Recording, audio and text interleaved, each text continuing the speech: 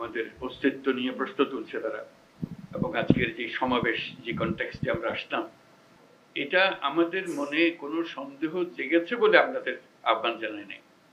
আমরা আহ্বান জানিয়েছি এই জন্য, অগাস্টের 5 তারিখে যে উত্তেজনা এবং যেই শক্তি নিয়ে যেই ঐক্যবদ্ধভাবে আমরা শত্রুর মোকাবেলা করেছি, আমাদের ছাত্র জনতা বুক পেতে দিয়েছিল, জীবন দিয়েছিল, সেই ঐক্যের কোথাও কোনো চির ধরে নাই, কোনো ফাটল ধরে নাই। সে কথাটা দুনিয়ার সামনে প্রকাশ করার জন্য এটা করেছি।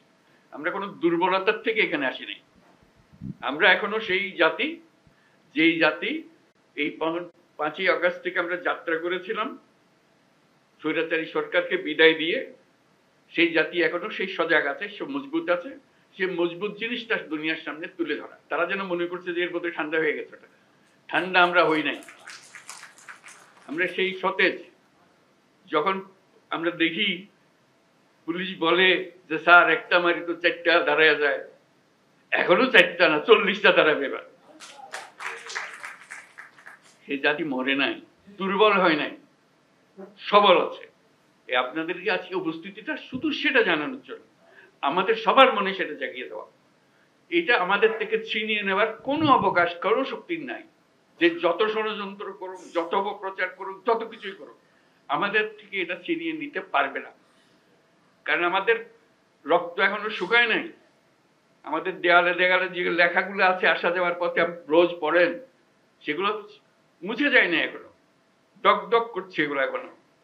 সেটা আমাদের বুকেও দগদগ করছে। কাজে আমরা সেই শক্তিমান জাতি, আমরা লড়াই করব।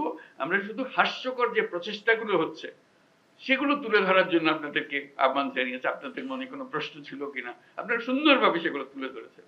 আমরা নানা মত, নানা পথ, এগুলো থাকবেই, এটা যে কোনো জাতির মধ্যে থাকবে। কিন্তু এই বিষয়ে কোনো রকমের মতভেদ আমাদের নাই। যেভাবে আপনারা এই 5ই আগস্টের পর থেকে একত্র হয়ে চলেছেন, সেই একতা এখনো ঐক্য, সেই মজবুত ঐক্য রয়ে গেছে এবং থাকবে।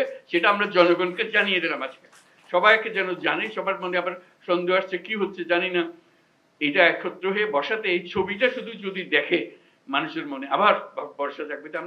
আমরা তো বলে যাইনি, আমরা তো এই জাতি এই মজবুত অবস্থাতে আমরা এখনো আছি। সেই মজবুত অবস্থাতে আমরা আছি এবং থাকবো।